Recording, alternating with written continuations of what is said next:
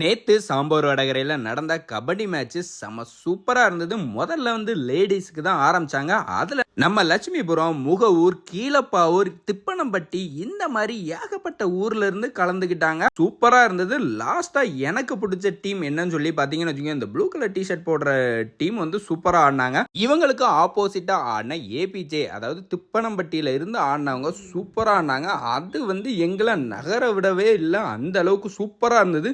சண்டை போடுற அளவுக்குலாம் இருந்தது. இந்த மேட்ச் தாங்க விறுவிறுப்பாக இருந்தது.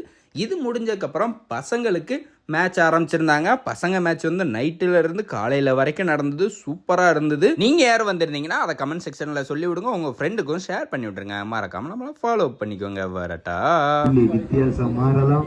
பணி செய்த தலைவர் ராஜ்குமார் அவர்களுக்கும் செயலாளர் ஜெயகுருநாதன் அவர்களுக்கும் மாறிக்கொண்டிருக்கிறது. முதல் சுற்று எப்படி, இரண்டாவது சுற்று யாருக்கு கை கொடுக்கும்?